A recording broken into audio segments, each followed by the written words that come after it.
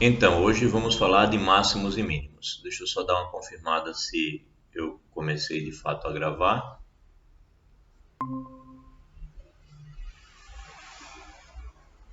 Pronto, estamos gravando.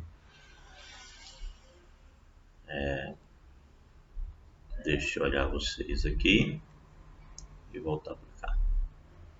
Bem, então vamos falar de valores máximos e mínimos, né? Bem, a gente viu isso desde o cálculo 1, né? A gente tinha lá uma situação que era mais ou menos assim. A gente tinha lá um sistema cartesiano. E aí a gente estudava funções e essas funções elas ora subiam bastante, ora subiam um pouco, ora desciam um pouco e ora desciam bastante, né? Bem, e aí a gente dizia o seguinte, que quando você tinha valores assim altos e esse valor alto era o mais alto de todos quando você pensava no domínio da função, então você dizia que esses valores altos eram os máximos, eram os máximos valores que você tinha e eram os máximos absolutos, né? A gente dizia que eram máximos absolutos, quer dizer, eram máximos e não havia ninguém maior do que ele. Inclusive, para ser mais coerente com isso, esse desenho aqui não pode subir e passar dele, né? Então, aqui digamos que daqui para frente ficasse horizontal. Bem, aqui também. Então esse daqui era um máximo absoluto, porque ele era o maior de todos os valores que a função assumia. E aí a gente dizia, por exemplo, que esse daqui não era absoluto, era um máximo, mas não era absoluto porque ele não era o maior de todos. Ele dava aqui um valor, mas esse valor não era o maior de todos, né? Então era um máximo que a gente dizia que era um máximo local, né? Ou seja, a gente dizia que nesse pequeno intervalo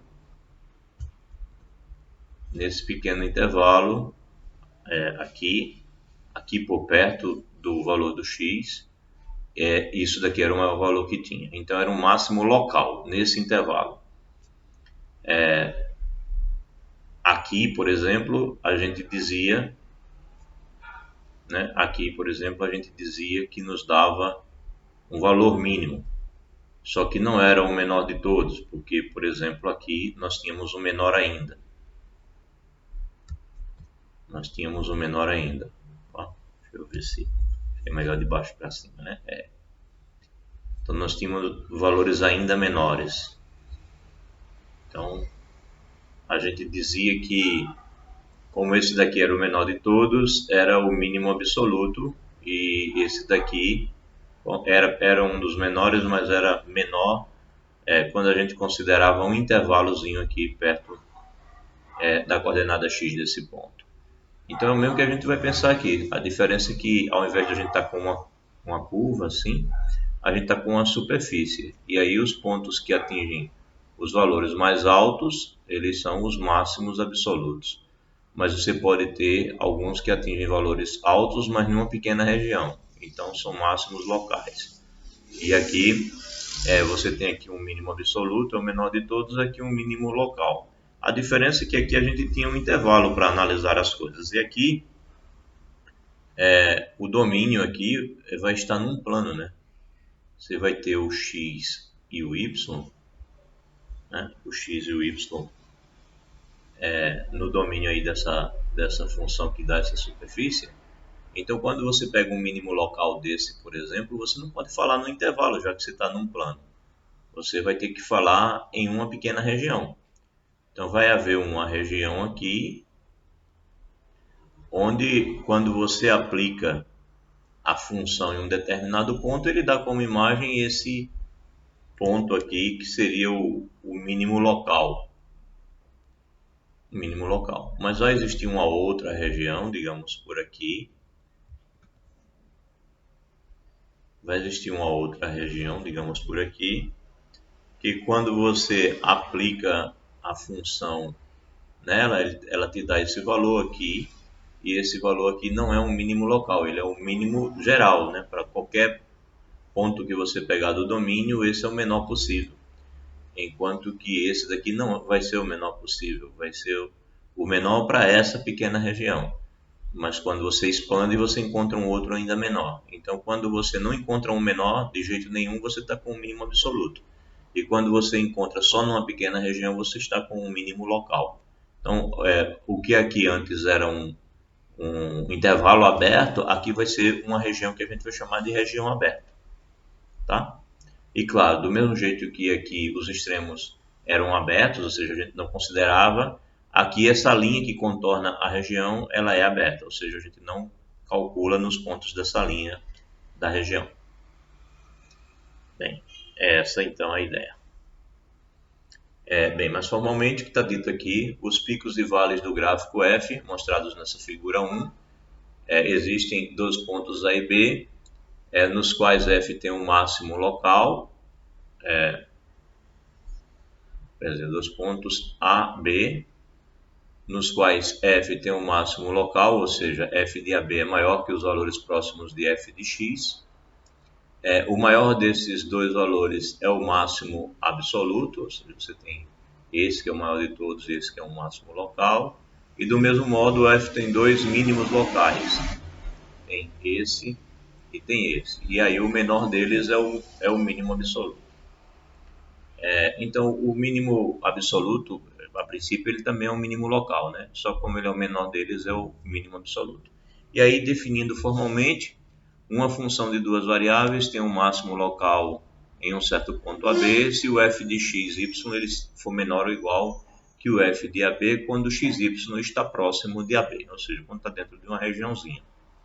Isso significa que f de x, y é menor ou igual que o f de AB para todo x, y em alguma bola aberta centrada em AB. Ou seja, essa região pode ser vista especificamente como uma bola. O número f de AB é chamado o valor máximo local se o f de xy for maior ou igual que o f de AB para todo xy, quando todos esses xy estão em uma bola, né, estão próximos. Então f tem um mínimo local em AB se f de AB é um valor mínimo local. Ok. Se as inequações da definição 1 valerem para todos os pontos x, y do domínio de f, então ao invés de serem locais, eles serão máximo absoluto ou mínimo absoluto em AB. E aí, um teorema para ajudar a facilitar a vida: se f tem um máximo ou um mínimo local em AB, as derivadas parciais de primeira ordem de f existem nesses pontos. Se além de ter o máximo e o mínimo, né, existirem essas derivadas parciais, então essas derivadas parciais serão nulas. Pronto, maravilha. Demos o primeiro passo para identificar máximos e mínimos locais. A gente vai calcular as derivadas parciais no ponto e ver se elas se anulam, né? Esse é o primeiro passo. É a mesma coisa que a gente fazia lá no cálculo 1. A gente calculava a derivada e procurava ver onde a derivada se anulava para encontrar os pontos críticos. E aí descobrir quem eram os pontos de máximo e os pontos de mínimo. A gente vai fazer a mesma coisa, só que agora está trabalhando com funções de duas variáveis. Pois bem, demonstração. Se você olha para g de x, né, como sendo a fxb, ou seja, você fixa o b, se f tiver um máximo ou um mínimo local em AB, então essa g ela também tem um máximo ou um mínimo local em A, ou seja, a g' calculada em A vai ser zero, isso pelo teorema de Fermat. Bem, o teorema de Fermat é esse aqui, né, que diz que se f tiver um máximo ou um mínimo local em C, e se f' de C existir, então a derivada é nula nesse valor C. Mas se você fixar mais g' de A, calcular a derivada de g' em A, né? Quem é g'? G' é exatamente a f', e a f' nesse caso está sendo calculado com v fixo. Isso significa dizer que a tal da g' de A nada mais é do que a derivada parcial da f em relação a x, ou seja, deixando o y fixo. Aí ele diz aqui, veja a equação 1431, essa equação aqui, né? A fxab é a g' de A, onde a g de x é a f de xb, fixando o b e deixando o x variável, claro. E, portanto, a f de xab vai ter que ser nula também, né? Já que nós temos que a g' de A é zero, então a fxab vai ser zero, já que a g de x é a f de xb. Ok? Era como se esperava, né?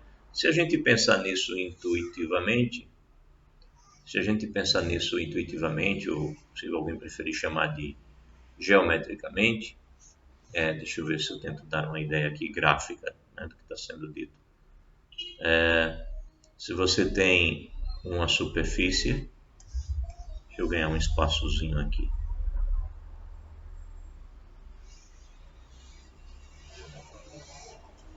Vou empurrar isso aqui um pouco para cima.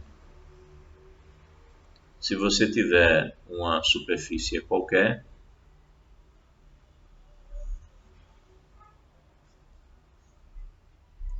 e essa superfície ela tiver um ponto de máximo, deixa eu ver se eu consigo desenhar algo que pareça uma superfície com ponto de máximo. Acho que vou engrossar um pouco essa linha. Tem uma superfície que por algum motivo tem um ponto de máximo. Digamos essa touca aqui assim para cima. Esse morro, essa montanha. Então, se você tem aqui um ponto de máximo, e aí você vai e fixa um x0, fixar um y0, né? Você vai e fixa aqui um y0, e aí você pega um plano, né, aqui paralelo ao plano xz. Você pega um plano paralelo ao plano xz e passando aqui no y0, então naturalmente isso vai determinar aqui nesta superfície uma curva, chamá-la de curva C, uma curva, e é claro que se essa superfície ela é uma f de xy, se essa superfície ela é uma f de xy, essa curva ela vai ser uma g de x, né? Porque ela vai ser vista como ela é uma g de x, que ela vai ser vista justamente como tudo que a nossa f faz no x, mas o y está fixado, o y é o y0. Então, quando você vai calcular a derivada da g de x, quando você vai calcular a g', ela vai te dar o coeficiente angular de uma reta que passa aqui neste ponto, né? Quando você calcula neste ponto, vai dar o coeficiente angular de uma reta que passa nesse ponto. Só que essa reta, ela é justamente paralela ao plano, XY. Ou seja, ela tem coeficiente angular nulo. Portanto, quando você calcular esse x', aqui, o que você vai estar calculando é esse f' e isso vai ter que ser zero, né? Porque a reta vai ter coeficiente angular nulo, né? E o que é f' de x onde você fixou o y0? Isso daqui nada mais é do que a nossa fx, né? A derivada parcial em relação a x, calculada no xy. O y fica fixado. Pronto. Então, de fato, é isso que acontece. Para que isso daqui seja nulo, eu tenho que essa daqui tem derivada nula, né? Bem, então, intuitivamente ou geometricamente, se preferir falar assim, é essa a ideia. Pois bem, então, de fato, acontece isso e, portanto, fxab é igual a zero, como a gente queria mostrar aqui, né? Então, da mesma forma, pela aplicação do teorema de Fermat, aí agora você pensa na curva fixando o y0, né? Seria uma curva assim, por cima dessa superfície. aí ele chamou de G maiúsculo, aí agora quem está fixado é o X, e aí a GY vai ser vista assim. Então, para a derivada disso daqui ser nula, a derivada dessa daqui também é nula, certo? Ok? E a reta tangente a essa função, ela é uma reta tangente também paralela ao eixo X, ao plano XY. Bem, então é essa a ideia. Então, se impusermos que o fx de AB é nulo e o fy de AB também é nulo, na equação do plano tangente, a equação do plano tangente é essa aqui, né? Se a gente estabelece que isso daqui vai ser nulo, se você disser que isso daqui é zero e que isso daqui também é zero, então isso desaparece do lado de cá e você fica com z menos z0 igual a zero. E aí, consequentemente, você tem que o z igual a z0. Assim, a interpretação geométrica do teorema 2 é que o gráfico de f tem um plano tangente em um máximo ou mínimo local. Portanto, o plano tangente deve ser horizontal. Ou seja, na hora em que a gente fixar aqui o x0, a gente vai ter aqui uma reta tangente, né, que é perpendicular a essa aqui. Uma reta tangente que é perpendicular a essa aqui. Vai estar no mesmo, vai ser paralela também ao plano XY. E isso automaticamente vai determinar um plano, né? Determinar um plano aqui. Vai determinar um plano que contém essas duas retas. Esse plano é um plano que é tangente à superfície nesse ponto. Automaticamente vai acontecer isso. Ora, mas como ele é paralelo ao eixo XY, para determiná-lo, basta que eu conheça o ponto onde ele corta o Z, e no caso vai ser o ponto Z0, né? Porque em geral, a equação de um plano seria AX mais BY mais CZ, né, igual a um certo D. Mas o que eu tenho é que o vetor diretor desse plano aqui, ele seria assim, né? O vetor diretor é uma coisa assim, para cima. Esse é o vetor diretor, o vetor normal, né? Vetor normal. Se você imaginar esse vetor normal aqui, né? Se você olhar ele aqui, né? Na origem, o vetor normal na origem, fixado aqui na origem, então você tem que as coordenadas dele são 0, né? No sentido x, 0 no sentido y, e aqui um CZ igual a um certo D. Ou seja, em outras palavras, é um Z igual a um D sobre um C, onde esse C seria diferente de zero, né? Senão o vetor seria nulo. Então, é esse D sobre C que ele está chamando de Z0. Para determinar esse plano, basta saber onde ele toca o eixo Z. E ele está fazendo essa consideração aqui. Ele está dizendo exatamente isso aqui. Aqui, né? Z igual a Z0. Assim, a interpretação geométrica do teorema 2 é que o gráfico de f tem um plano tangente em um máximo ou mínimo local, quando o plano tangente deve ser, portanto, o plano tangente deve ser horizontal. É esse plano aqui. Se a concavidade do que eu desenhei aqui dessa superfície fosse para cima, assim, então esse plano estaria passando no ponto de mínimo. Aqui ele está passando no ponto de máximo. Mas o plano sempre é paralelo ao plano XY. Bem, um ponto AB é chamado ponto crítico ou ponto estacionário, usa-se mais crítico do que estacionário, de f, se a derivada aplicada em AB for zero e a derivada aplicada em AB em relação a y também for zero, aqui em relação a x e aqui em relação a y. Ou se uma das derivadas parciais não existir. Então, pode acontecer essas três situações, o ponto será um ponto crítico. O teorema 2 diz que se f tem um máximo ou um mínimo local em AB, então AB é um ponto crítico, né? Ou seja, nosso teorema 2 está dizendo que se f tiver um máximo ou um mínimo local em AB, então as derivadas parciais elas serão nulas. Então, isso significa dizer que ele tem um ponto crítico ali. No entanto, como o cálculo variável, aqui foi uma tradução muito ruim.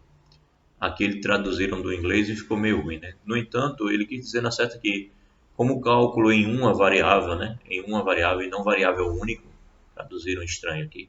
Então, como cálculo em uma variável, como no cálculo em uma variável, nem todos os pontos críticos originam máximos ou mínimos em um ponto crítico. Em um ponto crítico, a função pode ter um máximo local ou um mínimo local, ou ainda nenhum dos dois, né? Então, ele está lembrando a você que quando a gente estudou lá no cálculo 1, você tem a circunstância também, né, em que a derivada vai ser nula e o ponto não é um ponto, o ponto crítico não é nem um ponto de máximo nem um ponto de mínimo, porque existe a possibilidade de um ponto de inflexão, né? Você pode ter um ponto, digamos esse ponto aqui, e pode acontecer que neste ponto especificamente a nesse ponto especificamente a derivada vai ser nula, né? Porque a reta tangente seria algo assim, a reta tangente ela passaria aqui em cima, não vou desenhar ela não, senão vou apagar muita coisa aqui. Então ela seria aqui, horizontal, né? Então o coeficiente angular da reta tangente seria zero, portanto a derivada seria zero, mas isso não é nenhum ponto de máximo, nenhum ponto de mínimo. Era chamado na época de ponto de inflexão. Ponto de inflexão. Então, da mesma forma que no cálculo 1, né, no cálculo de uma variável, acontecia isso, de você ter um ponto que não era nem de máximo nem de mínimo, apesar de ser ponto crítico, isso vai acontecer de novo, tá? Você vai calcular os pontos críticos e nem sempre eles serão nem de máximo nem de mínimo, tá?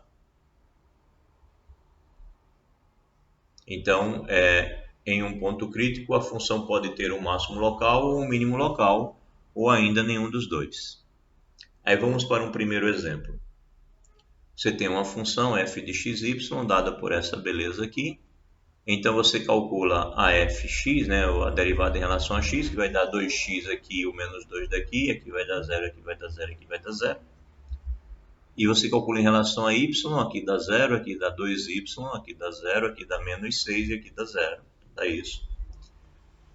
E essas derivadas parciais, elas não são nulas quando você pega x igual a 1 e y igual a 3. Elas não são nulas, minto. Elas são nulas quando você pega x igual a 1 e y igual a 3. Ou seja, aqui dá 0 e aqui também dá 0.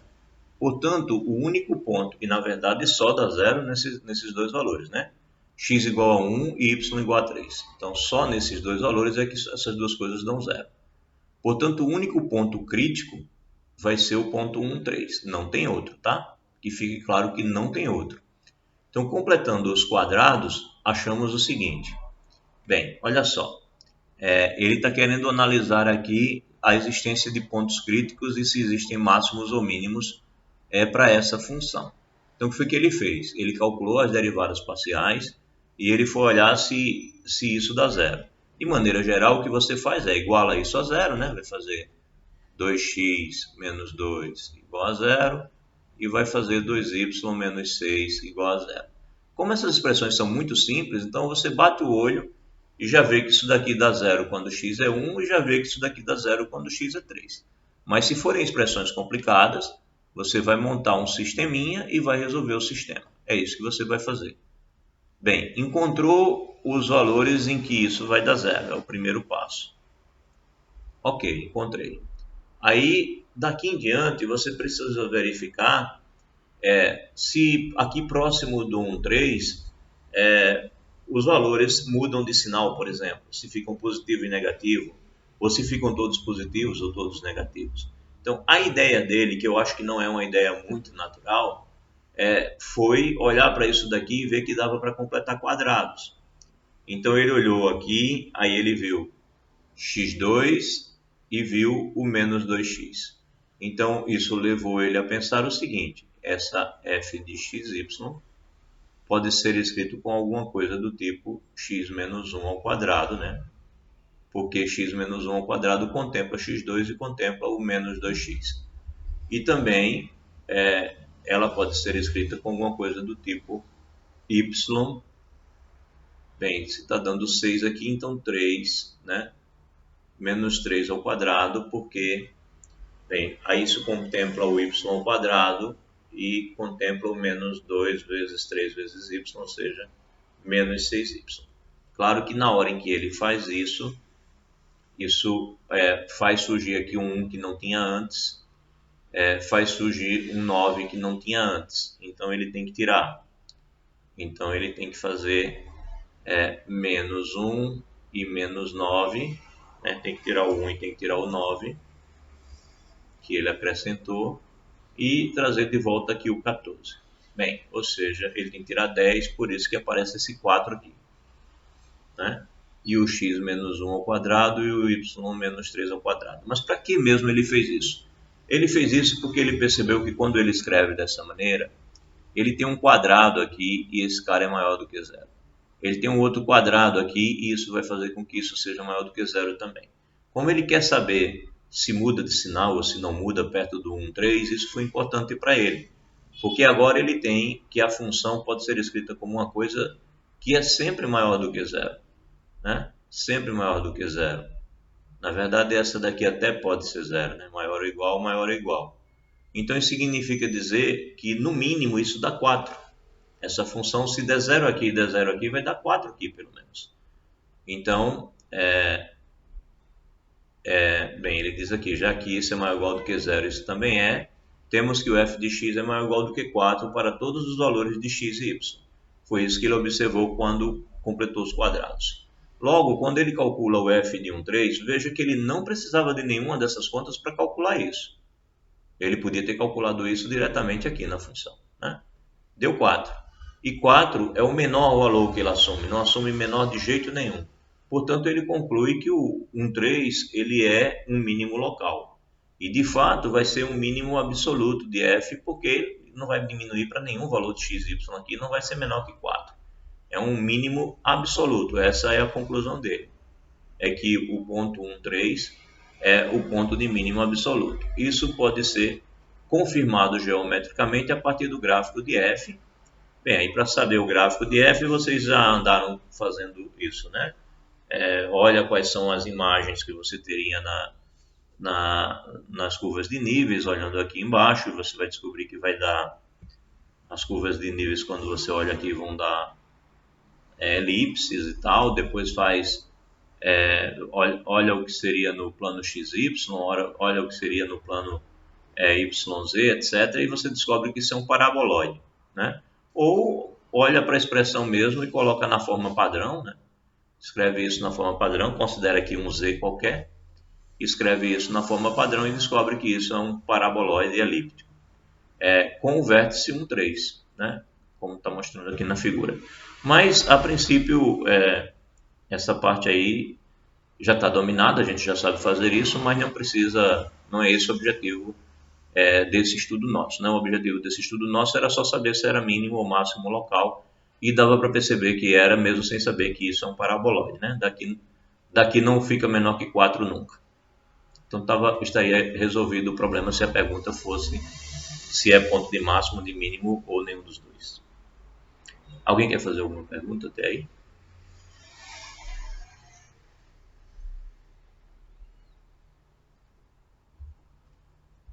Não, né, Ana Mila? Tranquilo. Então, sigamos em frente. Exemplo 2. Bem, determine os valores extremos dessa função. Então, perguntou valores extremos, vocês já sabem. Vou calcular fx e vou calcular fy e vou ver quais são os pontos críticos. Primeiro passo. Então, como fx é menos 2x e fy é 2y. O único ponto crítico é quando essas duas coisas possam se anular. Ora, como é que eu posso ter menos 2x igual a zero e ao mesmo tempo ter 2y igual a zero? Cara, só se o x e o y forem zeros. Então, o único ponto crítico possível é o 0, 0. Então, observe que para os pontos sobre o eixo x, temos y igual a zero. Ou seja, se você pegar e colocar y igual a zero, essa função ela vai ser vista como menos f de xy vai ser menos x2. Isso significa dizer que ele olhou para o x igual a zero. Então, quando ele olhou para o x igual a zero, ele ficou com y, com f de xy igual, não, perdão, ele olhou para o y igual a zero, né? Vamos olhar aqui no desenho. Olhar para o y igual a zero é olhar para, né? Olha para o y igual a zero, vai ser essa curva aqui, ó, que vai estar no plano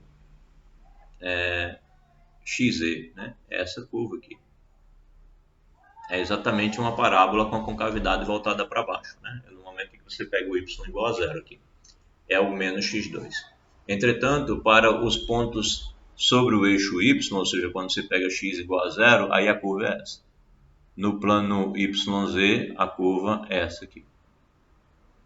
É essa parábola com a concavidade voltada para cima. É a parábola com a concavidade voltada para cima. Opa. Sei lá, vamos tentar deixar o mais perto possível daí. Bem, é uma parábola com a concavidade voltada para cima. Então, de fato, né, não dava para esperar que esse ponto aqui fosse nem ponto de máximo nem ponto de mínimo, que é o que ele vai concluir de agora em diante, né? Logo, todo disco que eu pegar perto do 0, 0, então, olha essa função como uma função, o z como função de x, y, né? Olha isso daqui, né, assim, z igual a y2 menos x2. Então, você olha, quando ele fala num plano, quando ele fala em pegar, logo, todo disco, quando ele fala em pegar um disco, ele está dizendo que você olha para cá, para o plano XY, e pensa em um disco aqui perto do 0, 0, né? Um disco aqui perto do 0, 0. Pegar um disco aqui perto do 0, 0.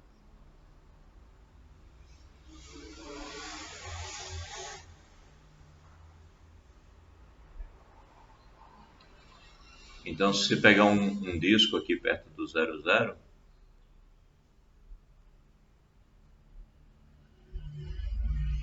vou tentar colocar o disco aqui.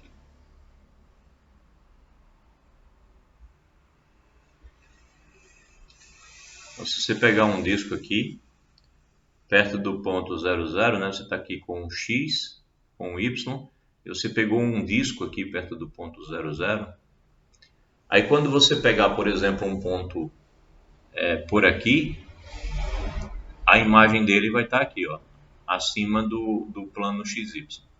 Aí quando você pega um ponto por aqui, a imagem dele está para baixo, está abaixo do plano XY, né? Então aqui a imagem está acima, né? A imagem vai estar acima, vai ter uma coordenada aqui positiva da imagem.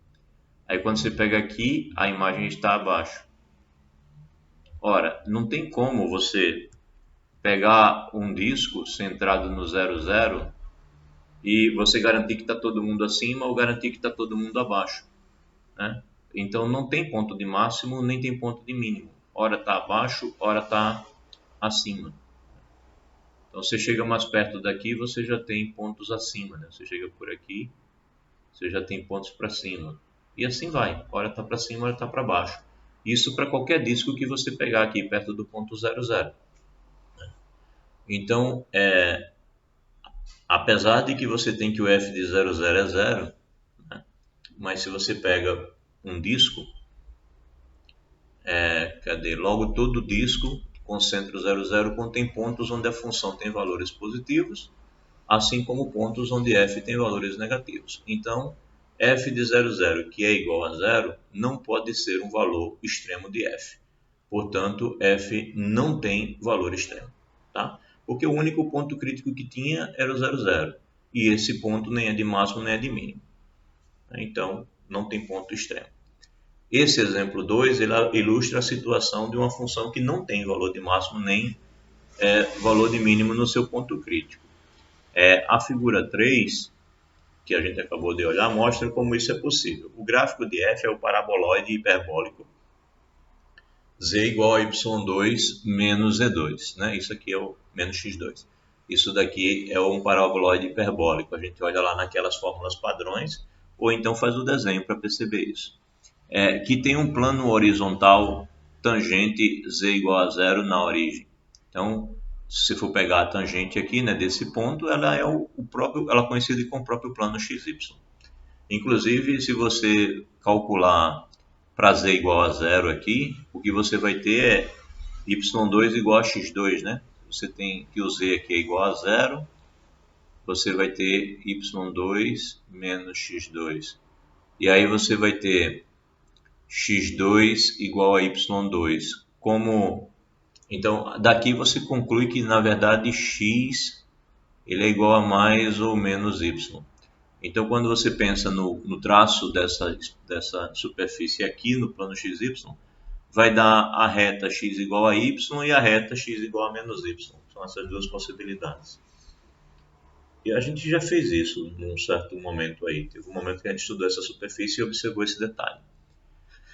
Bem, tem um plano horizontal em z igual a zero na origem. É possível observar que f de 0, 0 é zero, que é um máximo local na direção de x, né? Quando você pensa aqui no x, ele é um máximo, né? Porque aqui é uma parábola com a concavidade voltada para baixo, mas é um mínimo local, né, na direção do y. Quando você pensa no y, esse ponto é o menor nessa direção. Próximo à origem do gráfico existe o formato de uma cela. Então, isso aqui é chamado de cela, esse ponto é chamado ponto de cela. É o formato de uma cela e, portanto, 0, 0 é chamado ponto de cela de f. Bem, uma montanha tem um formato de cela. Aqui, ó, essa daqui é uma montanha que tem formato de cela. Se o cara vai de lá para cá, como está vendo esse rapaz, ele vai descer aqui até esse ponto, depois ele começa a subir. Enquanto que se ele viesse aqui nesse outro sentido, ele tem que subir por aqui e descer para o outro lado. Ou seja, aqui a gente tem um ponto de uma montanha que é um ponto de cela. Conforme a fotografia na formação geológica ilustra aqui na fotografia.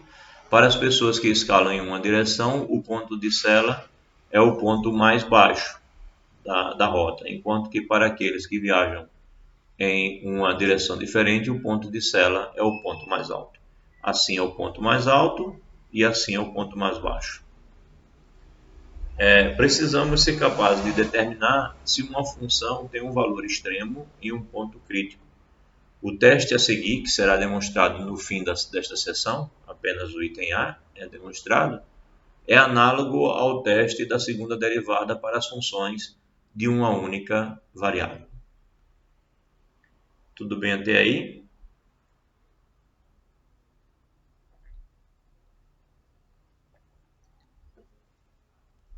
Então tá aí, né? A gente encontra os pontos críticos e depois tem que fazer uma análise para saber se esse ponto é de máximo ou de mínimo. O grande problema é que às vezes isso lá no cálculo 1 já implicava bastante trabalho, né? De você ficar pensando pela direita, pela esquerda, se os valores ficavam positivos, se ficavam positivos dos dois lados, ou se ficavam negativos de um lado e do outro, ou se um ficava positivo e o outro ficava negativo. E aí a gente estudar um por um dava trabalho. Então surgiu o teste da segunda derivada, que a gente calculava a segunda derivada no ponto, e aí se dava positivo era ponto de mínimo, né? Se dava negativo era ponto de máximo, e se desse zero, a gente não podia dizer nada, não sabia, né? Então agora acontece algo parecidíssimo com isso. É um teste que é parecido com o teste lá da segunda derivada, e é chamado de teste da segunda derivada. Suponha que as segundas derivadas parciais de f sejam contínuas em uma bola aberta com centro em AB, que é para fazer sentido, né? E suponha que a derivada em relação a x no AB é zero e em relação a y também, ou seja, as derivadas parciais se anulam, certo?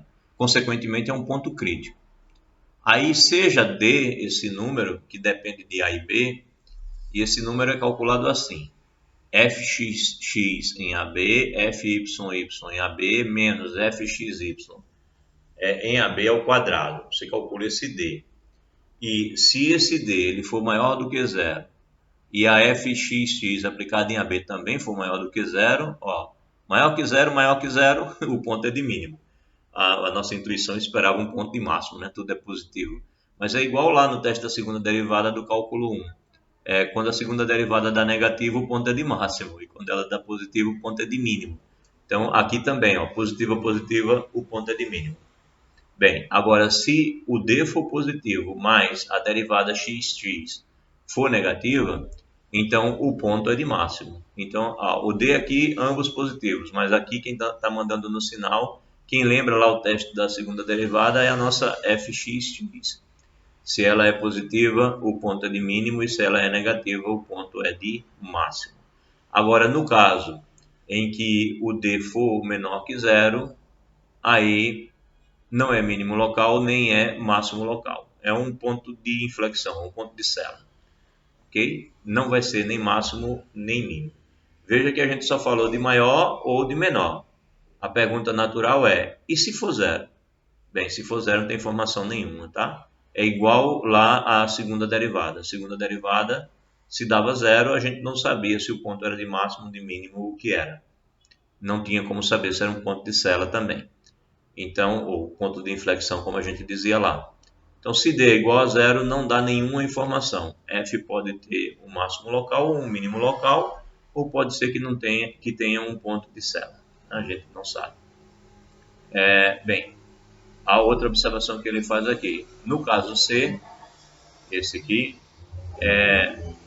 o ponto é chamado ponto de sela de F e o gráfico de F cruza um plano tangente em AB, como acontece aqui, né? O plano tangente é o plano XY.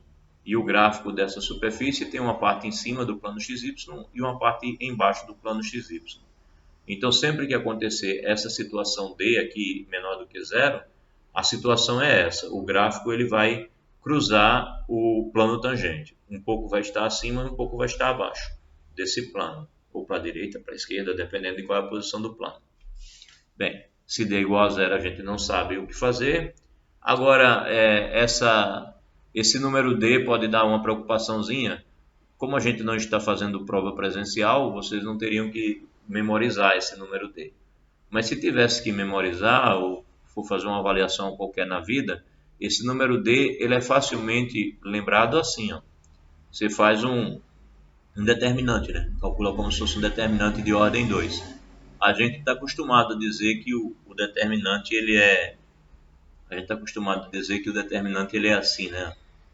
Aqui é o A11, depois o A12, depois o A21 e depois o A22. Então é fácil de lembrar porque o nosso 11 vira XX, o 12 vira XY, o 21 vira YX e o 22 vira YY.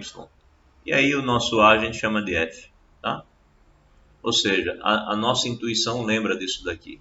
É o 11, 12, 21 e 22. Aí fica fácil de lembrar, é só calcular esse determinante aí. Esse vezes esse é o que está aqui, menos esse vezes esse. Só que como fxy e f de yx são iguais pelo teorema de... Teorema de quem mesmo? Deixa eu lembrar o nome do rapaz do teorema. Lá no final o nome dele. Eu li hoje o nome dele em algum lugar. Não está por aqui. Depois, lá no final da aula, eu vou lembrar do nome do rapaz do teorema. Pronto. A gente sabe que o fxy é igual a f de yx, então quando você faz o produto aqui dá esse quadrado. Bem, exemplo 3. Determine os valores máximos e mínimos locais e os pontos de sela dessa função, agora tendo em mãos o nosso teorema 3 para poder brincar, né? Então, primeiro localizamos os pontos críticos. Então, localizar os pontos críticos, preciso calcular as derivadas parciais. Então, fx é 4x3, aqui dá 0, e aqui dá menos 4y, aqui dá 0, tá certo. Fy, 4y3 menos 4x, aqui vai dar 0, aqui vai dar 0, tá certo. Aí a gente quer saber quando é que isso dá 0. Olha, coloco 4 em evidência aqui, né? Igual a 0, coloco 4 em evidência, fica 4 vezes x3 menos y.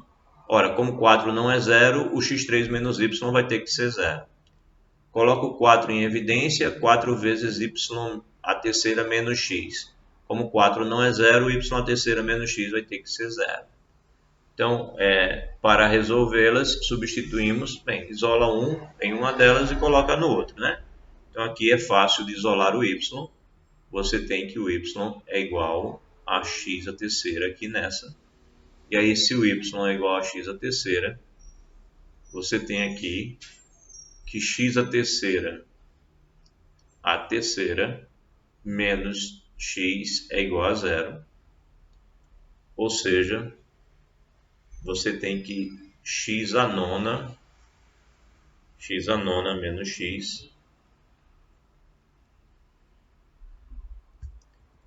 nona menos x é igual a 0. Que é o que ele está dizendo aqui, né? X a nona menos x é igual a 0. Ele colocou o x em evidência. Aí ele pegou o x a oitava menos 1 e viu como é uma diferença de quadrados, né? É x a quarta ao quadrado menos 1 ao quadrado. Então, é a soma vezes a diferença de x a quarta e o 1, né? Então, x a quarta menos 1 e x a quarta mais 1. E aí ele olhou de novo para aqui e viu que isso daqui é uma diferença de quadrados, né? É x ao quadrado menos 1 ao quadrado. Então, ele fez a soma vezes a diferença de x ao quadrado e 1. X ao quadrado menos 1 e x ao quadrado mais 1. Então, assim ele fatorou esse aqui. Que ficou aqui. E o outro ele repetiu. Ora, quais são as possibilidades para essas coisas darem zero? X igual a 0 é uma possibilidade, né? Vai dar 0. Se você pegar x igual a 1 aqui, vai dar 0. Se você pegar menos 1, também vai dar 0 aqui. Né? E pronto, né? Só dá 0 nessas possibilidades. X ao quadrado mais 1 não vai dar 0 nunca. Né? E x à quarta mais 1 também não vai dar 0 nunca. Então, só dá 0 nas possibilidades de ser 0, 1 e menos 1. Certo? Bem, os três pontos críticos então são, se vai ser 0, 1 e menos 1, eu vou aqui e saio colocando, né? Quando eu coloco... perdão, eu quero que zere aqui, né? Ponto crítico é para zerar aqui, né? Então, quando eu coloco x igual a 0, eu vou ter 0...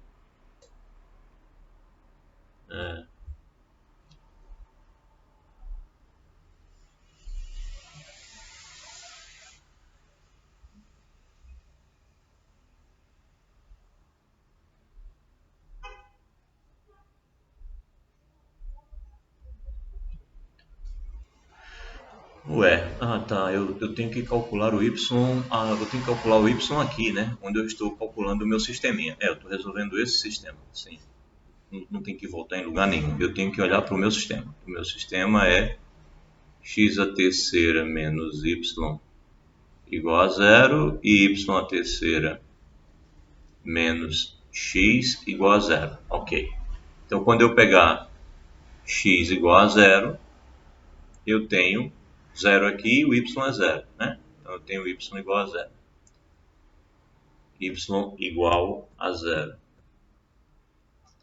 Quando eu pegar x igual a 1, eu vou ter o quê? Bem, aqui vai dar 1. Aí eu vou ter 1 menos y igual a 0, então eu vou ter y igual a 1. Então se o x é igual a 1, y também é igual a 1. E se eu pegar x igual, a outra possibilidade é o menos 1. Se eu pegar x igual a menos 1, bem, aqui vai dar menos 1, então eu vou ter menos y igual a 1, então eu tenho que o y é igual a menos 1. Então as três possibilidades são essas: x0, y0, x1, y1 e x menos 1, y menos 1. Bem, agora vamos calcular as segundas derivadas parciais, né? Porque eu preciso calcular o d. Tá? Preciso calcular o d. Tenho que calcular esse número d.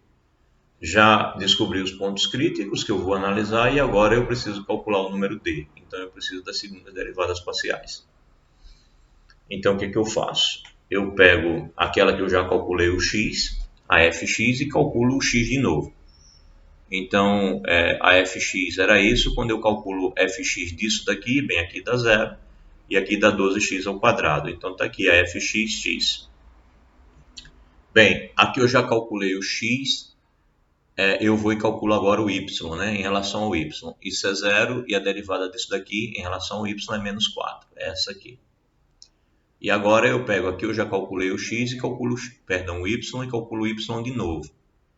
Bem, então aqui vai dar 12y ao quadrado e aqui vai dar zero. Então 12y ao quadrado.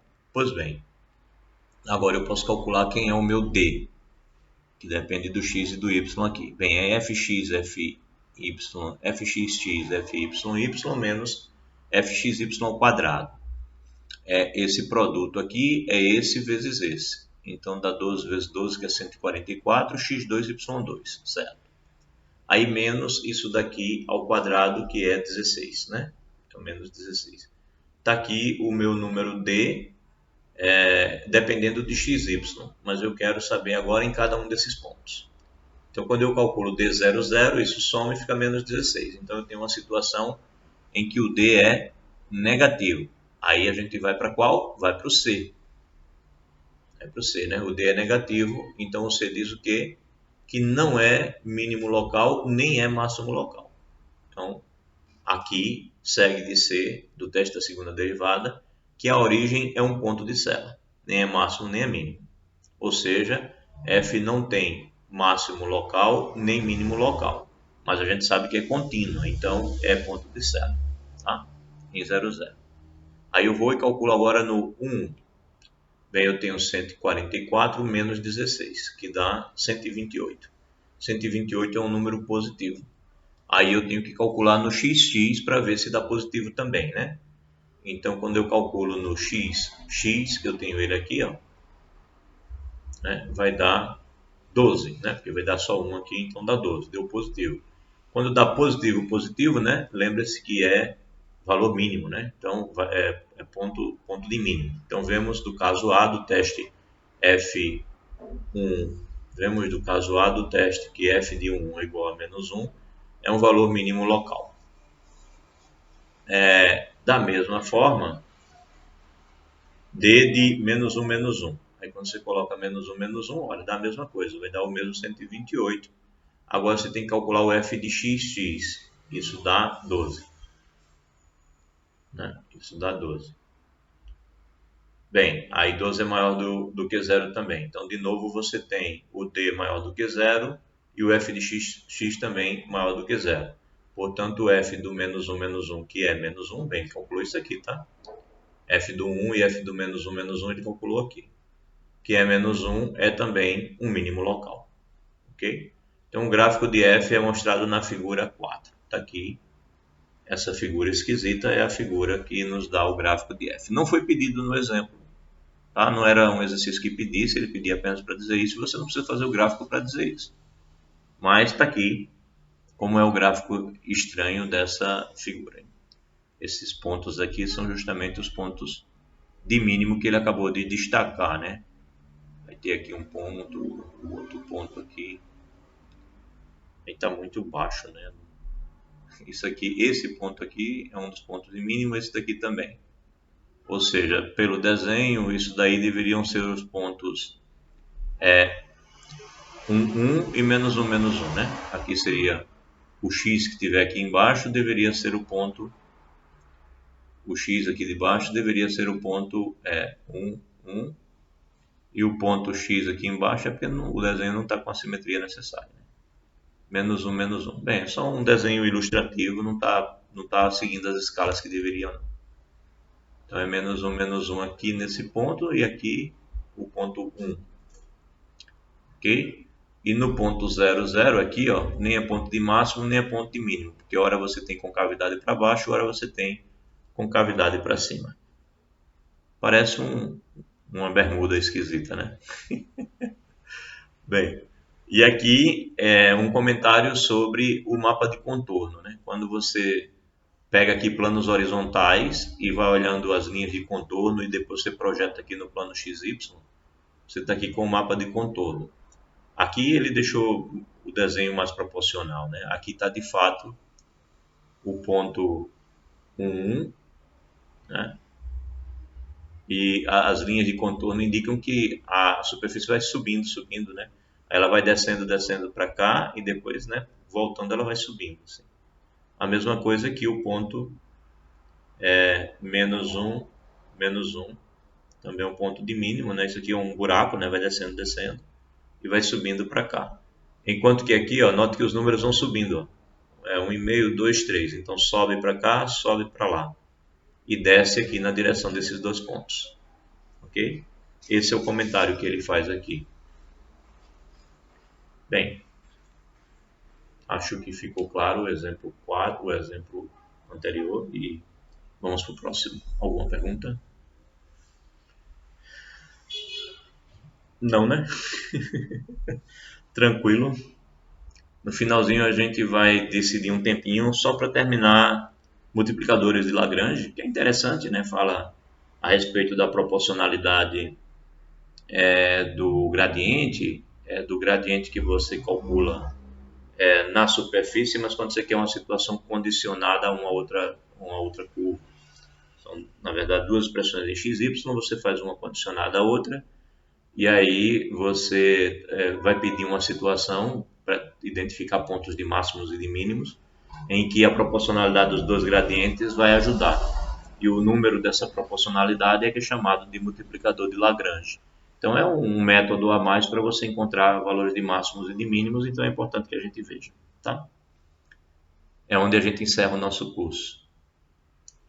Pois bem, exemplo 4. Determine e classifique os pontos críticos da função. Aqui é a função. Determine também o ponto mais alto do gráfico de f. Então está aqui, é para encontrar os pontos críticos da função. Eu quero fazer uma observação nesse momento, tá?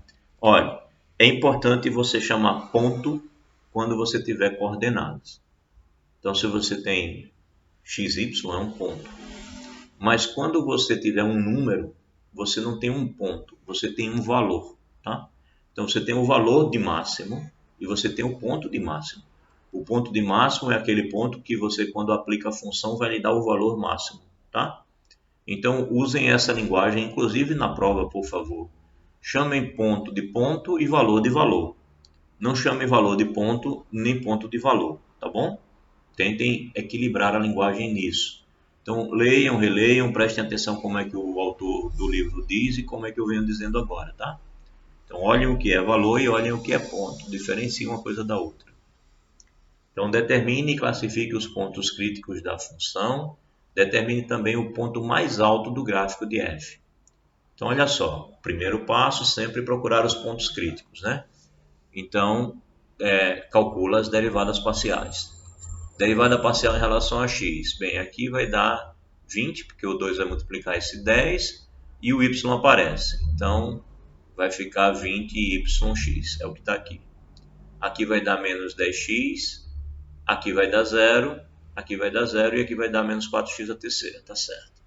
E aqui no y, bem, menos 10x2, aqui vai dar 0, aqui vai dar menos 8y, aqui vai dar 0 e aqui vai dar menos 8y a terceira, correto? Tá aqui, estão aqui as duas derivadas parciais. Então, para acharmos os pontos críticos, basta que a gente resolva isso, igualando essas coisas a 0, né? Então, igualou a 0, colocou aqui, essa primeira aqui ele colocou 2x em evidência, porque realmente tem 2x em todas elas, e aí ele ficou com um produto que é sempre mais fácil de olhar quando isso se anula. Bem, e aqui ele tem uma outra expressão para ver quando se anula. Então, vemos que nessa primeira aqui você tem que x é igual a 0 ou essa parte aqui é 0. E aí, no primeiro caso, ou seja, quando você pega o x igual a 0, a equação 5, ou seja, essa segunda aqui, ela vai ficar, aqui vai desaparecer e isso aqui vai ficar 0. Coloca o menos 4 em evidência, melhor, o menos 4y, aí você vai ter que isso vai ficar igual a zero. É resolvendo o sistema, né? O que você está fazendo aqui é resolvendo esse sisteminha. Né? Aqui você tem x igual a zero ou 10y menos 5 menos 2x2 igual a zero. Né? Ele olha essas duas possibilidades. E aí ele vai testar uma por uma. Primeiro essa, aí quando x é igual a zero, né, dessa daqui, olhando para essa expressão aqui, você vai ter que isso é zero, e aí você vai ter que menos 4 vezes y menos, ou melhor, ele colocou menos 4y logo todo para fora. Então você vai ter que menos 4y vezes 1 menos y ao quadrado vai ter que ser igual a zero. E aí, quando ele chega nessa situação, cadê aqui? Ele tem a possibilidade do y ser igual a zero. E aí, se você tiver y igual a zero, você já identifica o ponto 0, 0. Né? Você tem a possibilidade aqui também de 1 menos y ao quadrado ser zero. Né? Essa é uma outra possibilidade. Então, está aqui. Aí, no segundo caso, ele agora vai pegar esse aqui como sendo zero. E aí, ele vai fazer as continhas. Né? Esse é o exemplo que ele usa a calculadora. É um exemplo que para mim fica só como ilustrativo. Tá? Ele vai chegar aqui, vai isolar o x2 aqui e vai dividir por 2. Né? Então, ele passa o 10y para o outro lado, divide por 2 vai dar 5y. Na verdade, ele passou o 2x2 para cá. Né? E passou o menos 2 para dividir aqui, que na verdade passou o 2 para dividir e ficou 5y. E passou o 2 para dividir o menos 5 e ficou menos 2,5. E aí, substituindo esse x2 na outra equação, né? Então era isso, ele vai substituir esse x2 aqui.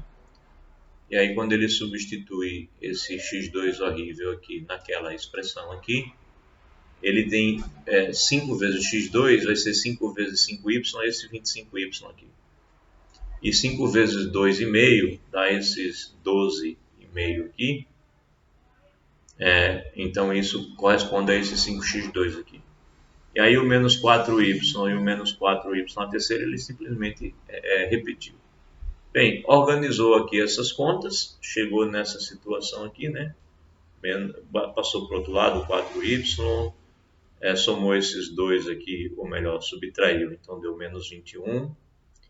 E repetiu 12,5, chegou nessa expressão. Ele usou uma calculadora para encontrar as raízes disso e encontrou essas três raízes. Bem, encontrando essas três raízes, ele olha para esse x2 aqui e vê x como sendo a raiz do que tem aqui dentro e ele está substituindo esses três valores aqui de y para encontrar três valores de x. E aí ele diz que encontra esses pontos e vai calcular o f, x, o d, etc. e vai saber se é máximo local ou ponto de Cella olhando o fato de que esse é positivo e esse é negativo, então é máximo, esse é positivo e esse é negativo, então é máximo, e esses dois aqui são negativos, então é mínimo. Na verdade, basta que esse daqui seja negativo, não é mínimo, né? É ponto de Cella. Pois bem, como eu disse a vocês, um exemplo que para mim vai ser só ilustrativo, até porque eu não vou colocar um exemplo na prova que vocês precisam estar usando uma calculadora para ficar calculando os valores, não, a menos que eu erre na hora do enunciado. Eu sempre procuro fazer com que sejam números inteiros, questões mais didáticas, né? Mas é importante olhar um exemplo desse para mostrar a você que, numa situação prática, muitas vezes você vai usar o computador, a calculadora, etc., para encontrar os valores. Pois bem, ele identificou quem era máximo, quem era mínimo, e aqui, plotando a imagem, né, você vai vendo o que ele de fato encontrou. Né? Ele encontrou aqui um 0, 0 como máximo local, porque veja que o gráfico de fato vai subindo aqui, mas não é o máximo total, né? Ele encontra também mais pontos de máximo sobre esse pico e sobre esse pico aqui, que são justamente esses pontos aqui. O menos 2,6419 mais 2,649 também, e 1,90, né? e aqui o mais ou menos o 0,86 e o 0,65. Ele faz aqui, ó, ele organiza aqui os 5 pontos, né? Ele pega curvas de níveis e ele marca aqui os 5 pontos. Ele diz que são pontos em azul. Para mim isso aqui não é azul, mas os 5 pontos dele ele identifica aqui, ó. Tem esse ponto, tem esse e esse. Esse daqui é o 00, que nas contas dele é um ponto de máximo, é o que está subindo aqui, né? 00. E os outros são máximos e pontos de célula. Tem dois que são... Esse é o único que é máximo sozinho, né? Aí ele tem mais dois máximos e mais dois pontos de célula. Esse é máximo e ele tem esses dois máximos e esses dois pontos de célula, que são pontos encontrados por aqui, né? Pontos encontrados por aqui são pontos de célula, porque num certo sentido com cavidade para cima, no outro sentido com cavidade para baixo. Aqui com cavidade para baixo, para lá com cavidade para cima. Aqui também dá para ver eles ali por trás, né? Com cavidade para baixo, com cavidade para cima. Acontece um ponto de célula aqui, outro ponto de célula aqui. Um ponto de máximo e outro ponto de máximo. Aí ele identifica os 5 pontos críticos e classifica esses pontos. Bem, como disse a vocês, não dá para pedir isso para vocês numa prova, a menos que seja uma superfície muito simplesinha, um pontozinho só ou dois, porque para fazer conta e fazer gráfico com todas essas informações dá trabalho. Mas é importante que vocês saibam que na vida prática você vai se valer de computador, de gráfico, seja lá do que for, para identificar onde estão os pontos de máximos e pontos de mínimos. Também é interessante lembrar que é natural, né? Você pensar em valores máximos, valores mínimos, quando você está estudando economia, quando você está estudando saúde, quando você está estudando qualquer coisa, né? Produção máxima, produção mínima, custo máximo, custo mínimo. Tudo isso é natural que se pense, que se necessite pensar. Então é uma matemática de muito uso. Tá? Bem, já esse exemplo aqui é um exemplo mais didático, típico de exemplo para colocar numa prova. Então, determine a menor distância entre um ponto e um plano. Tá? Mas eu não quero que você use a geometria analítica. Eu quero que você use essa nossa teoria. Então, se eu fosse no exercício de prova, talvez eu dissesse exatamente o que usar aqui, né? Determine usando o tal teorema. Bem, a distância entre um ponto qualquer, né, x, y, z, e o ponto 102, vai ser isso aqui, né, a raiz quadrada das diferenças das respectivas entradas ao quadrado. Então, x menos 1 está aqui, y menos 0 está aqui, e z menos 2 está aqui. Pronto, a distância então é dada por essa expressão. Mas, se x, y, z pertence ao plano x mais 2y mais z igual a 4, que é esse ponto aqui, então, se você olhar para um ponto que pertence a esse plano, então esse ponto ele pode ser escrito assim, né? Eu passo o x para lá e passo o 2y para lá também. Então vai ser 4 menos x menos 2y. Eu posso escrever o z dessa maneira. Lembrando que a distância é dada por isso, né? A distância eu usei o ponto e usei um xyz qualquer. Então, se o xyz estiver no plano, o z é assim. Então eu posso dizer que a distância desse ponto a esse plano, ela pode ser dada dessa maneira, onde eu substituí o z por 4 menos x menos 2y. Então ficou 4 mais 2, 6. E o menos x e o menos 2y apareceram naturalmente dentro desse parêntese. Tá? Substituir, repito, esse z por 4 menos x menos 2y. E assim nós temos que d é dado por isso. Então podemos minimizar o d minimizando a expressão mais simples. Trabalhar com raiz é chato de trabalhar, então a gente pega o quadrado. Porque se nós mostrarmos que o quadrado é o mínimo possível, então naturalmente o d também vai ser o mínimo possível. Então, resolvendo as equações, na verdade, a gente agora vai pegar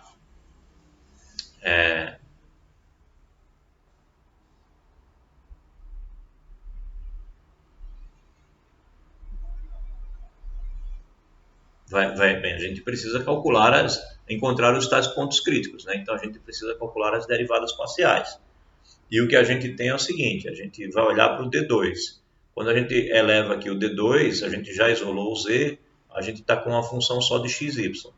Então a gente pode derivar isso aqui parcialmente em relação a x em relação a y e igualar a zero. E são essas equações que a gente vai calcular agora para encontrar os pontos críticos. Bem, aí vamos derivar isso em relação a x. Né? Passa o 2 para lá e subtrai o expoente, então fica 2 vezes x menos 1 e a derivada do x menos 1 é 1, então dá isso. Agora essa daqui dá zero, desapareceu, e aqui passa o 2 para frente, repete o que tem aqui dentro e calcula a derivada do de dentro, que é menos 1, por isso que ficou esse menos 2. Ok, aí organiza, né? Bem, aqui dá 2x e aqui dá mais 2x, então vai dar 4x. Bem, tem menos 2 aqui e tem mais 12 aqui. Então aqui já vai dar 10. Perdão, vou fazer essa conta devagar. Vai ficar 2x menos 2 menos 12 mais 2x e mais 4y, não é isso? Então por isso que dá aqui menos 14, agora está certo. 2x com 2x dá 4x e o 4y só apareceu. A mesma coisa feito aqui, 2y, aqui mais 8y dá 10y, tá certo? Aqui dá mais 4x quando se multiplica aqui. Aqui vai dar menos 24, tá certo? Então igualou a zero. E aí a ideia é resolver essas coisas aqui. E resolvendo esse sistema, resolver esse sistema aí significa resolver... Bem, aqui dá para dividir todo mundo pelo menos por 2, né? Vai dar x, 2x, mais 2y, igual a 7. E esse daqui também dá para dividir por pelo menos 2 ou até mais. Não, só 2. Então vai dar 2x mais 5y igual a 12. Certo? Tá, né? E aí, bem, tá pedindo para subtrair um do outro, né? Porque desaparece o 2x. Vou fazer a de baixo menos a de cima. Vai dar 3y igual a 5. E aí y é igual a 5 terços. Ok. Bate aqui esse valor dele, né? E se o y é igual a 5 terços, então você tem que 2x, 2 vezes 5 terços dá 10 terços. Mais 10 terços é igual a 7.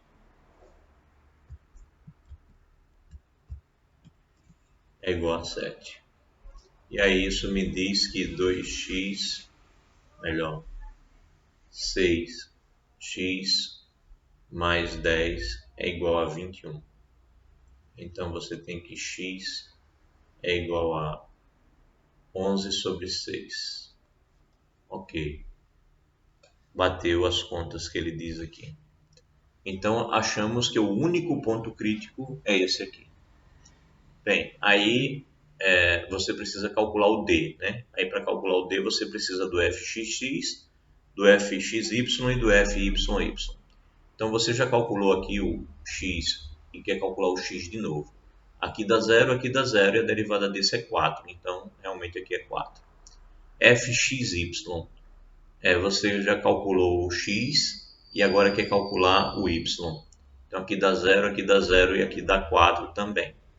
E o fyi, bem, aqui dá 0 e aqui dá 10. Então está aqui. Bem, aí quando você vai calcular o D, você tem o produto do xx com o yy, que dá 40. Aqui, 4 vezes 10, 40. E menos o quadrado desse 4 aqui, que é 16. 40 menos 16 dá 24. Então é maior do que 0. E como isso aqui também é maior do que 0, a gente está diante de um ponto de mínimo local. Tá certo?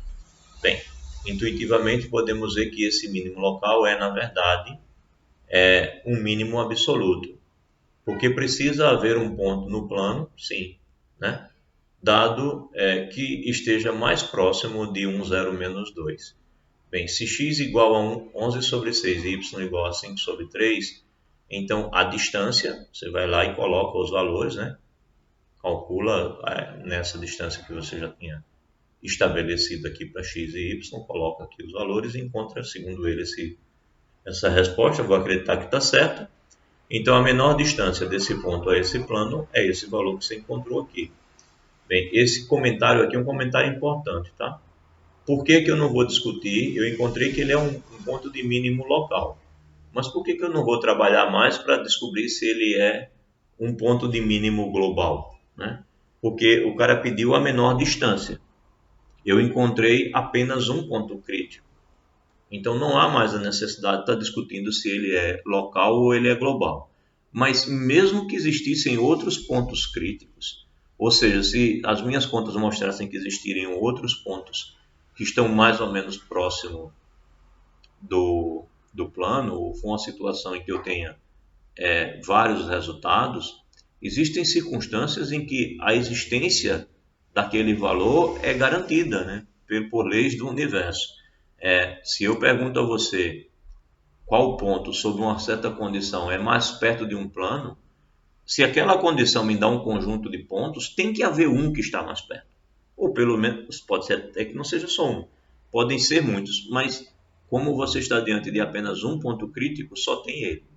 Não tem como ter outro mais próximo, né? Porque se existisse outro, ele seria ponto crítico também, né? Então tem certas contas que você vai fazer e você pode afirmar que o ponto é aquele, exatamente porque a existência é imperiosa diante das leis do universo, né? Sempre existe o que está mais perto. E se é um ponto crítico, só tem um ponto crítico, então tem que ser aquele. Então, às vezes a natureza das coisas se impõe. Bem, vamos lá. Esse foi o nosso exemplo 5. Outro exemplo clássico interessante. Exemplo 6. Uma caixa retangular sem tampa deve ser feita com 12 metros quadrados de papelão. Determine o volume máximo dessa caixa. Então, olha só, você tem duas condições. Você tem que o volume é dado por x vezes y vezes z, né? Você chama de x, y e z as dimensões, como está aqui nessa figura. Então, você sabe que o volume é o produto das dimensões. Então, podemos expressar v como uma função de x e y. Como? A gente tem que isolar esse z aqui. Então, a gente usa outra informação. A gente sabe que a área do papelão que for usado aqui é 12. Então, você tem que 2 vezes xz, ou seja, esse lado de cá, né, que mede xz, e o lado lá de trás, que também mede xz, são dois lados, né, um na frente aqui e outro atrás, mais 2 vezes yz, ou seja, esse lado aqui e esse outro aqui de trás, mais apenas o fundo, porque não tem tampa, x vezes y, essa soma dá 12. Ok, se isso acontece, então dá para isolar o z, né? Você vem aqui e coloca o z em evidência, onde ele aparece, e aí você tem que z vai multiplicar 2x mais 2y. Então, o z vai ser o 12 menos o xy, e embaixo você vai estar dividindo por 2x mais 2y, ou 2 vezes x mais y, se você quiser colocar o 2 em evidência. Que é o que ele colocou aqui, né? É essa expressão aqui. E v vai ficar como? V vai ficar x vezes y vezes z. X vezes y vezes z. Z é isso, né? Bem, aí você multiplica o xy vezes o 12, está aqui. Multiplica o xy vezes o menos xy, vai dar isso aqui. Menos x2, y2. Beleza. Então, agora vamos calcular as derivadas. Bem, o ponto chato desse problema, o ponto difícil, talvez seja calcular a derivada desse negócio aí. Mas, bem, é isso aqui que eu quero calcular a derivada, né? Quero calcular a derivada, né? O dv dx. dv em relação a x. Então, vamos dizer que que é o dxv. dxv vai ser o quê? Bem, a de baixo, 2 vezes x mais y, vezes a derivada da de cima em relação a x. Então, 12y menos 2y2x, menos 2xy2, ok? A de baixo vezes a derivada da de cima, menos a de cima vezes a derivada da de baixo. Então, menos 12xy, 12xy menos x2y2 vezes a derivada da de baixo em relação ao x. 2, né? Vezes 2, que é a derivada da de baixo em relação ao x. Então, vezes 2, tudo isso dividido por 4, né? X mais y ao quadrado. É claro que aqui já está pedindo para você tirar esse 2 e tirar esse 4 e colocar um 2. Então, isso é igual... aí faz conta, né? Vai ficar 12xy menos 2, ou melhor, 2x2y2 mais 12y ao quadrado menos 2xy à terceira menos 12xy mais x2y2. Acho que é isso tudo mesmo. Vamos ver. Tudo isso dividido por x mais y. X mais y ao quadrado. Opa, tem um 2 aqui.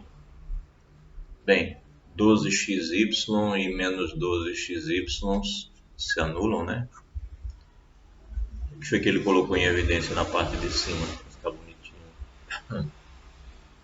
Colocou o y2 em evidência. Então vamos colocar o y2 em evidência aqui. E aí você vai ter... aqui eu tenho menos 2x2y2 e aqui eu tenho só 1, né? Então dá menos x2y2, tá? Então vamos lá. O y2, quando colocado em evidência, ele multiplica o 12. Ele multiplica um menos 2x, que está aqui. Tá? Ele multiplica um menos 2xy, né? Para ficar aqui. Então já foi esse e já foi esse. Tá? E aqui vai dar menos x2y2. Então, menos x2. Tudo isso sobre 2 vezes x mais y ao quadrado. Deve ser o que ele encontrou aqui, né? y2, 12, menos 2xy, menos x2 ao quadrado. Então, bateu. É isso aqui. Então, calculou a derivada, encontrou a derivada em relação a x. Vai fazer a mesma coisa, vai encontrar em relação a y, tá? Só que usando agora essa expressão, essa mesma expressão, né? Vai derivar isso daqui agora em relação a y, né? Vai de baixo vezes a derivada de cima, menos a de cima vezes a derivada da de baixo. Bem, se V é o máximo, então dv dx igual a dv dy igual a zero. Mas x igual a y ou y igual a zero dá v igual a zero. Então veja só,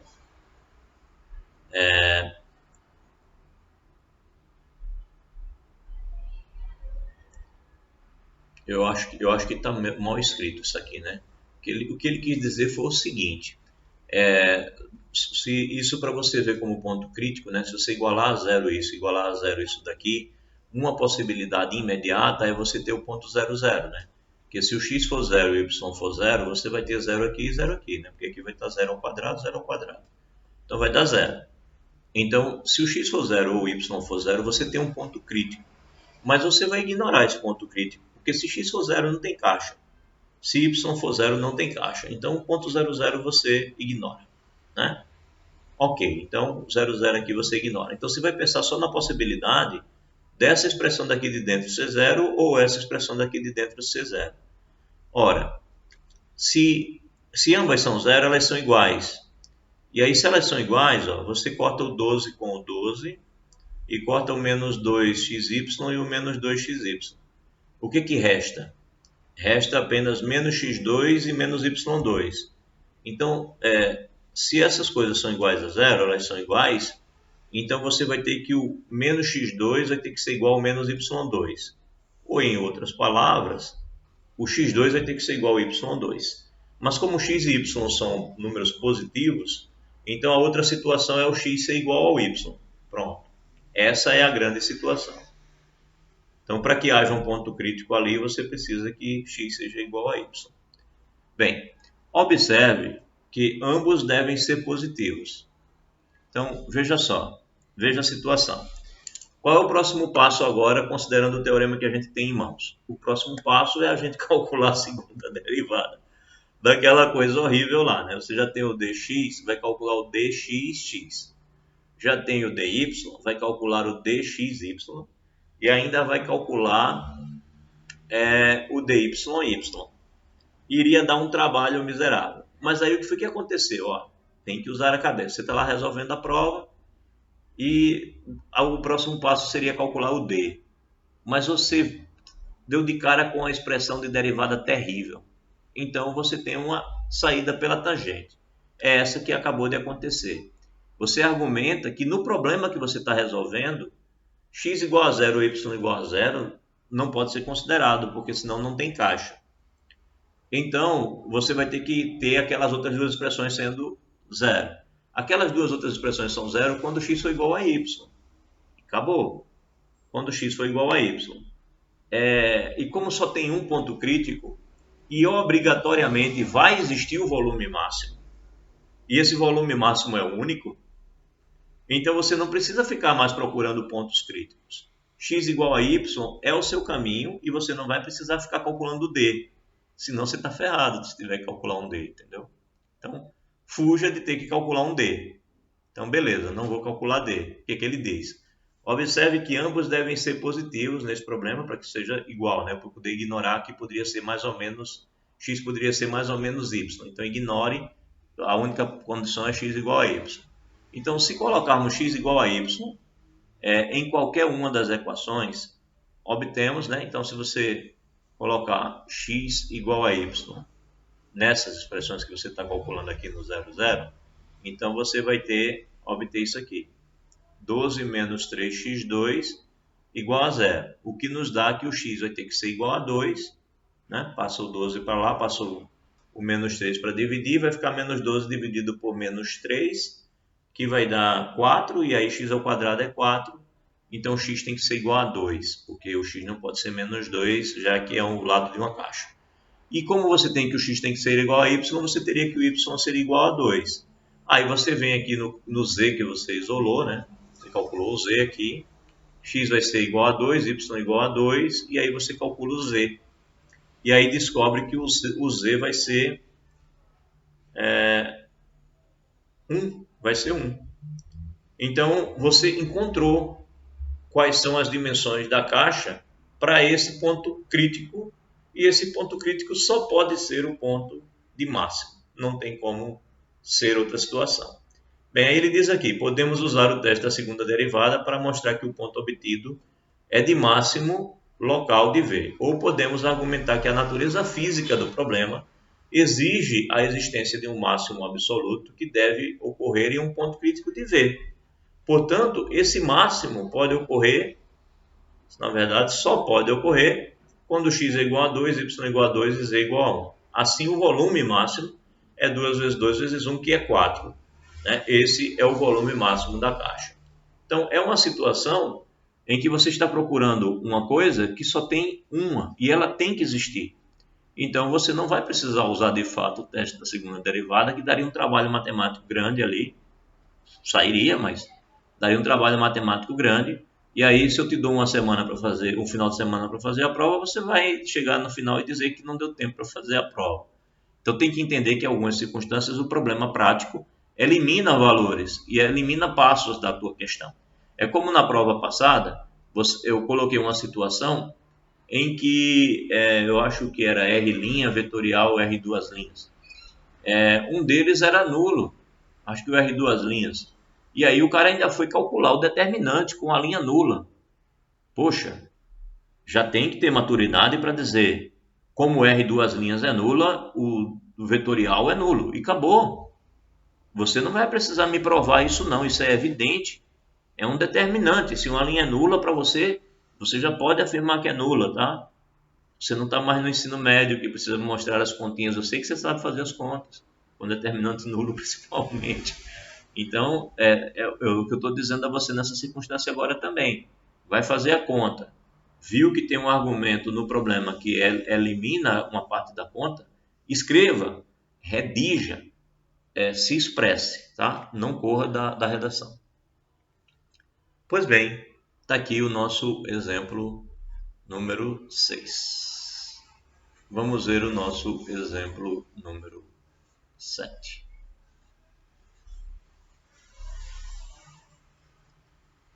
O nosso exemplo número 7.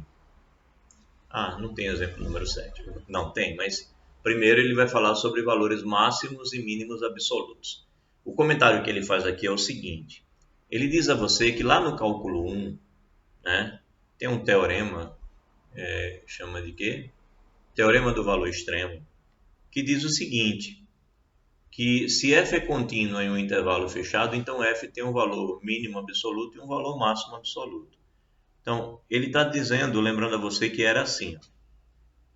Você tinha lá uma função, e aí você tinha um intervalo fechado, ou seja, um intervalo que vinha de um certo ponto até um outro ponto. E essa função ela era contínua, ou seja, ela começava aqui e ela não tinha saltos, não tinha nada, e ela chegava a um outro ponto aqui. E os pontos extremos eram considerados. Então, o que diz o teorema? Ele diz que se a função ela é contínua, ela vai ter um momento que ela vai ter um máximo, ela vai ter um momento que ela vai ter um mínimo. Agora, como o intervalo é fechado, de repente esse mínimo ou esse máximo pode não acontecer dentro do intervalo. Pode ser que ele aconteça no extremo, né? De repente, esse extremo aqui não é menor do que esse máximo aqui. De repente, esse extremo pode subir muito. Então, o máximo pode acontecer lá em cima, aqui no extremo. Então, quando a gente fazia o teste para descobrir quem era o máximo e quem era o mínimo, a gente ia encontrar aqui um ponto crítico, né, onde a reta tangente é horizontal, aqui ia encontrar um outro ponto crítico, onde a reta tangente era horizontal, mas você não garantia se esse era o de mínimo e esse era o de máximo, porque você tinha que testar aqui também nos intervalos, ou nos extremos do intervalo. Então agora você vai passar por uma situação parecida, só que ao invés de você ter intervalos fechados, você tem conjuntos fechados que são os domínios das duas funções. Isso daqui está dentro do plano. Então, se você considerar a borda, ele é fechado. Mas se você deixar de considerar qualquer um ponto, ele deixa de ser fechado. É como aqui o intervalo. O intervalo, se ele tivesse um ponto aberto, ele não era mais fechado, ele era chamado de semi-aberto, né? Então, para ser aberto, tem que ter os dois abertos. Então, isso daqui é um conjunto fechado. Isso aqui é um conjunto fechado. Você considera a borda todinha. Se você deixar de considerar os pontos da borda, ele não é fechado. Se você deixar de considerar um ponto, ele já não é fechado. Se você considerar alguns pontos na borda e não considerar os outros, ele também não é fechado. Então, quando eu digo um intervalo fechado, um conjunto fechado, ele tem que ser totalmente fechado, incluir as bordas, tá bom? Em geral, a gente usa muito bolas fechadas para poder fazer considerações, né? Bem, então, de acordo com o método dos intervalos fechados, lá no volume 1, no cálculo 1, a gente achava os valores dos extremos, né, dos pontos críticos, e tinha que verificar também nas extremidades. Então, para as funções de duas variáveis, a situação é semelhante. Do mesmo modo que os intervalos fechados contêm suas extremidades, um conjunto fechado de R2 contém todos os seus pontos de fronteira. Um ponto da fronteira D é um ponto AB, tal que qualquer bola aberta com centro em AB contém pontos de D e pontos não pertencentes a D.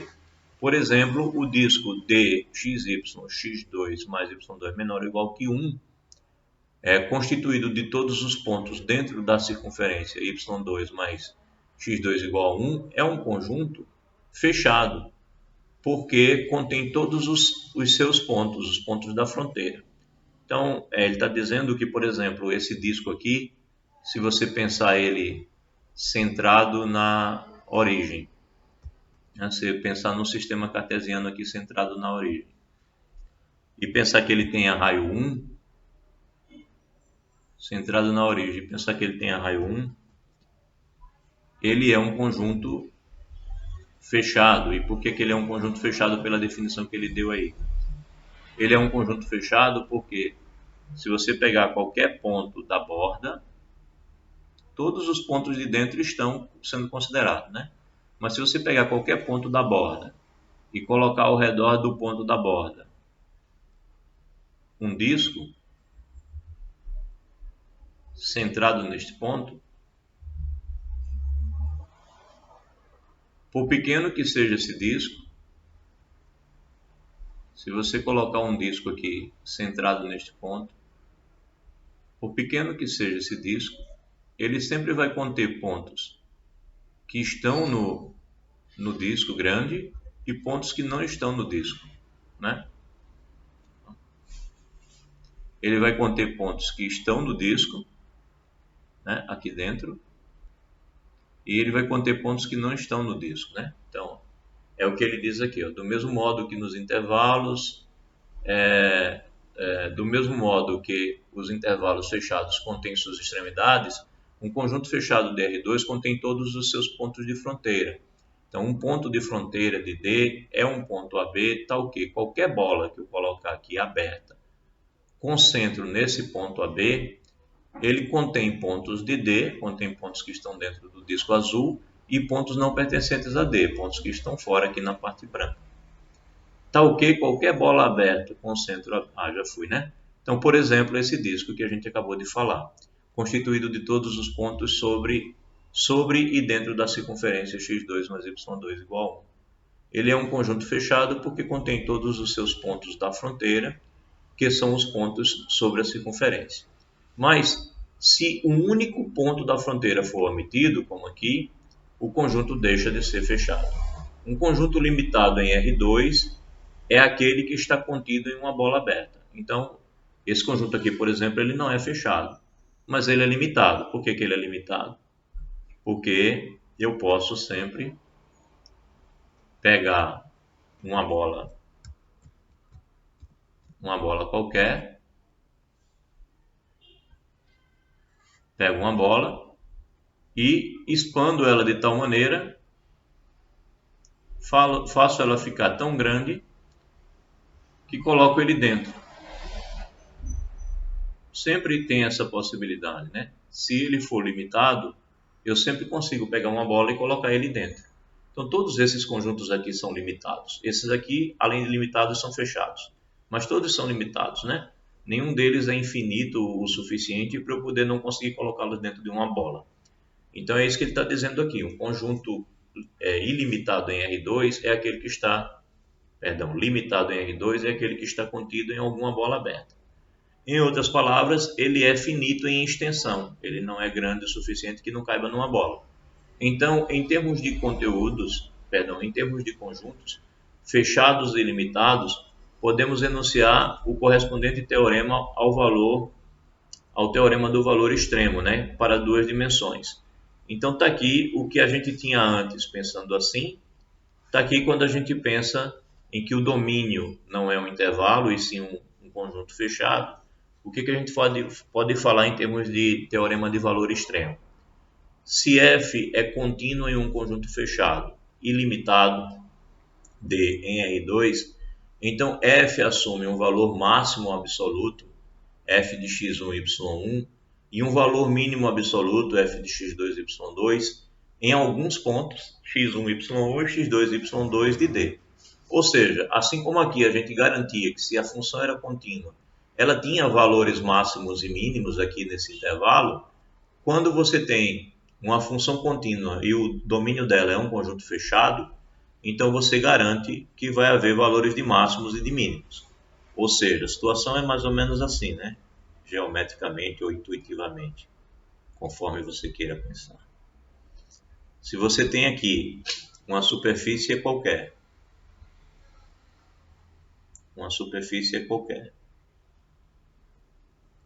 e o domínio dessa superfície é uma região aqui fechada,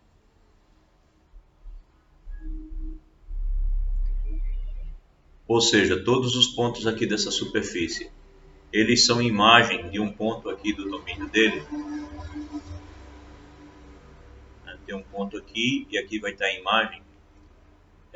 E para todo ponto daqui existe uma imagem, por isso que ele é contínuo, né? O que acontece? Vai existir um ponto aqui, digamos talvez esse daqui, pelo meu desenho, né? Que vai ser o que vai ter o maior valor em sua imagem aqui em Z. Ele vai ser o máximo aí, pelo menos o máximo local, aí o máximo vai ter que assumir o máximo absoluto. E vai ter que ter um ponto também que vai ser o mínimo, digamos que ele esteja mais ou menos aqui. Vai ter um valor que vai ter um ponto que vai ter um valor mínimo aqui. Então, se é contínua e dentro de um domínio fechado, então ele vai obrigatoriamente assumir um valor máximo e vai obrigatoriamente assumir um valor mínimo. Não tem como evitar. É isso que está garantindo aqui o nosso teorema 8. Bem, teorema 8 passou da hora. Bem, a gente precisa concluir o assunto. Vou parar a gravação e a gente vai acertar como a gente continua, que a sessão seguinte, a 14.8, é uma sessão pequenininha. E agora falta só mais um exemplo para a gente terminar a 14.7. Então a gente combina aí para terminar a 14.7 e fazer a 14.8. Vamos falar um pouco sobre a prova antes que eu passe para a aula de ITN, tá? Deixa eu terminar aqui a minha gravação.